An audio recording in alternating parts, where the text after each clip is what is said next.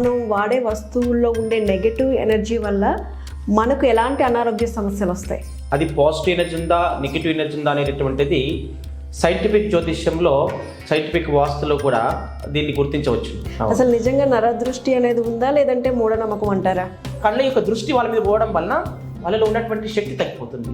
పూర్తిగా రిమూవ్ కావాలి, వాళ్ళు ఉన్నటువంటి అందరి యొక్క దృష్టి రిమూవ్ కావాలి, వెళ్ళిపోవాలి అంటే నష్టపోతున్నారు వ్యాపారాల్లో. కారణాలు ఏంటంటారు? బిజినెస్ గ్రోత్ ప్రాబ్లం కానీ, బిజినెస్ ప్రాబ్లం కానీ, ఎర్తులో కానీ, వారి వస్తువుల్లో కానీ ఏదైనా ఉన్నాయా అనేది చెక్ చేసుకోవాలి.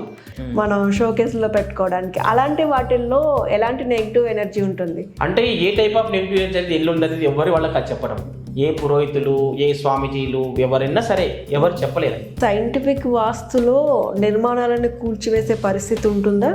ఒకవేళ అది డైరెక్షన్స్ లేకపోతే కిచెన్ ప్లేస్లో కిచెన్ రాలేదనుకోండి, అది ఇల్లు రాంగ్, కరెక్ట్ కాదు. ఒకవేళ నెగిటివ్ ఉంటే మన పేరులో అవును. దాన్ని సైంటిఫిక్ జ్యోతిష్యంలో కరెక్షన్ చేసుకోవచ్చు. ఆ పేరు ఈ లెటర్ తీసేయండి, లేకపోతే ఇది యాడ్ చేయండి అని న్యూమరాలజీ ప్రకారం చెబుతుంటారు.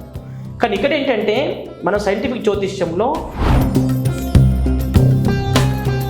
ఇలా ప్రెగ్నెన్సీ కన్ఫర్మ్ కాకపోవడానికి సైంటిఫిక్ జ్యోతిష్యంలో ఏవైనా దోషాలు మనం వాళ్ళు పడుకునేటటువంటి గదిలో, ఆర్టికల్లో కానీ, ఎర్త్లో కానీ, ఏ వస్తువులో కానీ, వాళ్ళు పడుకునే బెడ్లో కానీ సంతానానికి సంబంధించినటువంటి నెగిటివ్ ఎనర్జీస్ ఏమైనా ఉన్నాయా అనేది సైంటిఫిక్ వాస్తులో చెక్ చేయొచ్చు అనమాట. లక్ష్మీదేవి అంటే సెంటిమెంట్ ఉన్న వాళ్ళు అది వేసుకుంటారు, వెంకటేశ్వర స్వామి ఇలా కూడా వేసుకునేటప్పుడు చూసుకోవాలండి. ఒక మనిషితో స్నేహం చేస్తున్నాం అన్నప్పుడు ఆ మనిషి యొక్క స్వభావం మనకు అప్పుడే తెలుస్తుందా?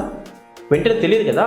ఏం చేయాలంటే ఎలా తెలుసుకోవాలి ఇందులో ఇది ఉంది ఉందని ప్రతిదీ చూపించాలంటే సహస్రార చక్రాన్ని డిస్టర్బ్ చేసే నెగిటివ్ ఎనర్జీ దానికి ఉందనుకోండి, మీకు ఆటోమేటిక్గా తలనొప్పి అనేది పుట్టుకొస్తుంది. అయితే ఇప్పుడు నూతనంగా వ్యాపారం ప్రారంభించే ముందు ఏ విషయాలు చూసుకోవాలి? ఏ టైప్ ఆఫ్ నెగిటివ్ ఎనర్జీ ఉంది, business problem, business growth problem, లేకపోతే ఆవు దొరకట్లేదని చెప్పి వెండి విగ్రహాలని తీసుకువెళ్తున్నారు. ఆవు దాంతో ప్రయోజనం ఉంటుందంట. వెండి గోమాతలు కూడా నెగిటివ్ ఎనర్జీ ఉందనుకోండి, వాళ్ళకి పాజిటివ్ కాదనుకోండి, ఇంకా చెడు కూడా జరిగే అవకాశం ఉంటుంది. ఎందుకంటే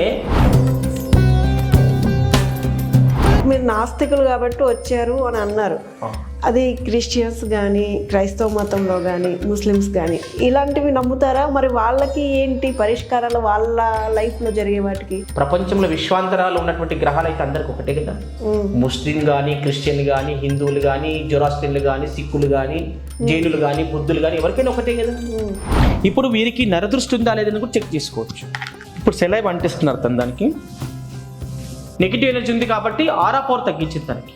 ఇదిగో మళ్ళీ పెరిగింది ఆరా పవర్. అది నరదృష్టి అని ఎవరు చెప్పారు? ఏ జ్యోతిష్ దగ్గరికి వెళ్ళలేదు. మీరు చెప్పేంత వరకు నాకు తెలియదు. ఇది నార్మల్ గా ఫ్యాషన్ కని వేసుకున్నారట. అసలు ఒక షోరూమ్ లో తీసుకున్న బాగుందని అప్పుడప్పుడు వేసుకుంటా.